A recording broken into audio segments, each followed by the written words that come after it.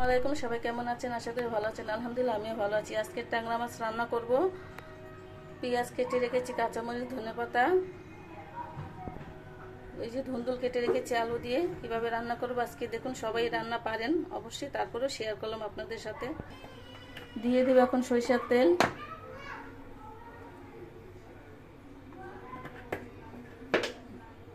দিয়ে দেব কেটে রাখা পেঁয়াজ,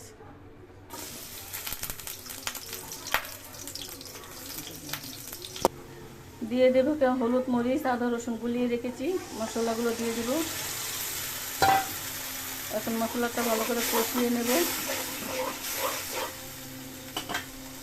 এখন ঢেকে দেব। মশলা কষানো হয়ে গেছে। এখন মাছগুলো দিয়ে দেব। ট্যাংরা মাছ দিয়ে ধুন্দুল রান্না, মাখা মাখা ঝোল। কার কার পছন্দ অবশ্যই শেয়ার করে দিবেন, কমেন্টে জানিয়ে দিবেন।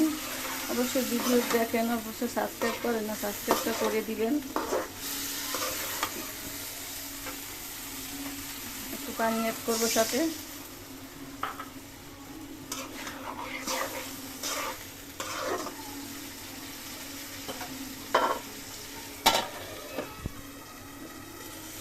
দেখুন আমার মাছগুলো কষানো হয়ে গেছে। এখন ধুন্দুলগুলো দিয়ে দিব কেটে রাখা।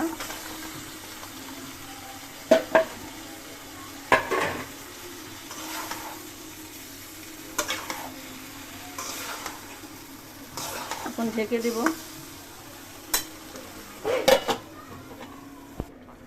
এখন আমার তরকারিটা বলকাইতেছে। কেমন হইলো আমার ট্যাংরা মাছের তরকারি বলবেন কমেন্টে অবশ্যই। দেখুন আমার তরকারিটা কালার কি সুন্দর এসেছে। তরকারিতে এখন ধনেপাতা দিয়ে দিল। দেখুন আমার ট্যাংরা মাছের দিয়ে ধুন্দুল মাখা মাখা ঝোল হয়ে গেছে। এখন নামিয়ে ফেলবো।